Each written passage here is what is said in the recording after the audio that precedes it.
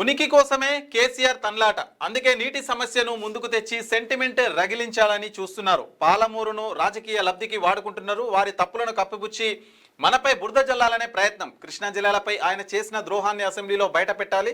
లెక్కలు ఆధారాలతో సహా ప్రిపేర్ అయ్యి సిద్ధంగా ఉండండి. సభ్యులందరూ సభకు హాజరయ్యేలా చూడాలి. జిల్లా మంత్రులు ఎమ్మెల్యేలతో సమన్వయం చేసుకోవాలి. మంత్రులు విప్లతో సీఎం రేవంత్ రెడ్డి.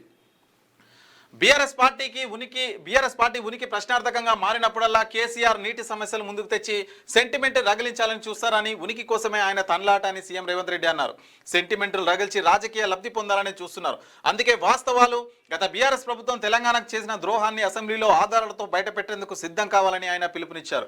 సోమవారం అసెంబ్లీ ఆవరణలో సీఎం ఛాంబర్లో మంత్రులు విప్లతో సీఎం సమావేశమయ్యారు. ఈ సందర్భంగా అసెంబ్లీ అనుసరించాల్సిన వ్యూహం, మంత్రులు విప్ల పాత్రను, వారి భాగస్వామ్యాన్ని సీఎం రేవంత్ రెడ్డి వాళ్ళకైతే వివరించి చెప్పిండ్రు.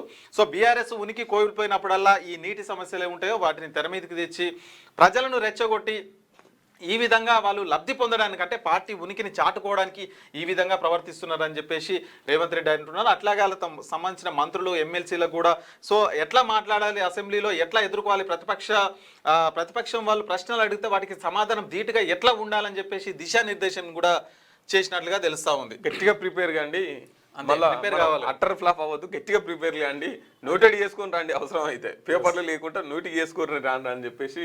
ఇక చిన్నపిల్లలకి ఎగ్జామ్ పోతే ఎట్లా చెప్తారు, అంతే రేపు ఎగ్జామ్ ఉంది బాగా చదువుకో, నైట్ అంతా చదువుకో, రేపు ఎగ్జామ్ మంచిగా రాయాలి, మళ్ళీ ఫెయిల్ అవుతావు. అట్లా ఎమ్మెల్యేలకు మంత్రులకు గట్టిగా చదువుకొని గట్టిగా ప్రిపేర్ అయ్యారని రేవంత్ రెడ్డి సూచిస్తున్నట్టు. మీకు వార్తలు రాయడం, విశ్లేషణ చేయడం వచ్చా? అన్యాయాన్ని ప్రశ్నించడం తెలుసా?